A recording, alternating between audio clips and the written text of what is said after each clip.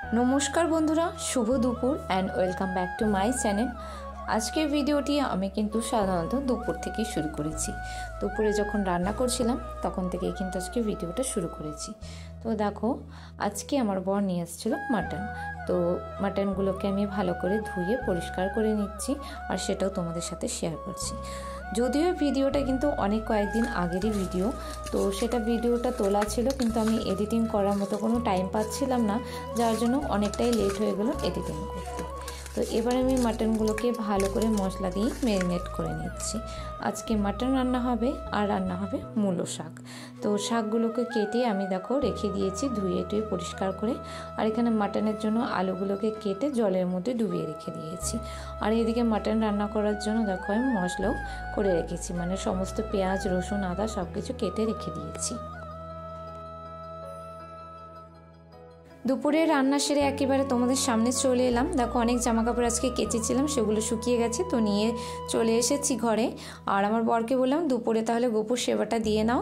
তো আমার বর গোপুর সেবা দিচ্ছিল। রিচার্জ শেষ, আর ফোন করতে পারবে না, মাথার তার কেটে গেছে।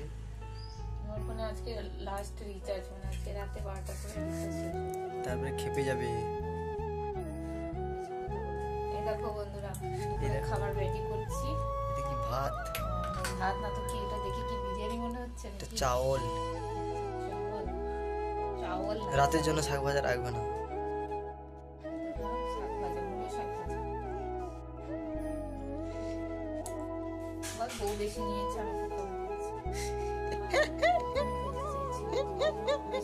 ওই দেখো আমার এই বেছে বেছে নিয়ে নিচ্ছে আবার।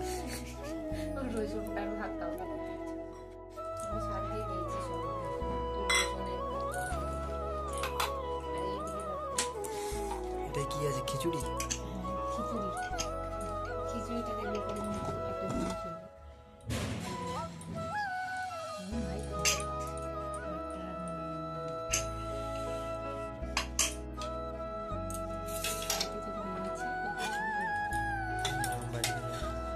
বন্ধুরা, এই হচ্ছে আজকে দুপুরে আমাদের লাঞ্চের মেনু। তো লাঞ্চের মেনুটা কেমন অবশ্যই কিন্তু একটি কমেন্টের মাধ্যমে জানিও, কারণ তোমাদের কমেন্ট পড়তে কিন্তু আমার ভীষণ ভালো লাগে। দেখো বন্ধুরা, এই যে এই কালো কুত্তাটা আমার কাছে প্রতিদিন আসে, এসে বসে থাকে এমন করে, আমার দিকে তাকিয়ে তাকিয়ে থাকে আর এমন করে বসে থাকে। আমি যতক্ষণ না বিস্কুট খেতে দেবো ওখান থেকে যাবেই না। আমি বাথরুমে স্নান করতে ঢুকলেও ওখানে চুপচাপ বসে থাকে, জানো। দেখো আমি বলছি তোমাদেরকে, আর ও কেমন করে শুনছে কথাগুলো।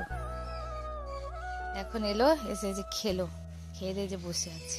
আমি বলছি বস তুই, আমি আসছি, ও বসে আছে। এই কালো কুকুরগুলো আমার এত ভালো লাগে, আর ওরা আমাকে দেখলেই জানি না ওদের কি হয়, ওরা সত্যি আমার কাছে এমনভাবে পোষ্য হয়ে যায়, কি বলো, প্রথম দিন থেকেই ও এমন। যা বাড়ি চলে যা, এখন বাড়ি চলে যা। হ্যাঁ, ও দেখতে সেম আমার কালুর মতো। আমার বাপের বাড়িতে একটা কুকুর ছিল কালু, ওর মতো একদম।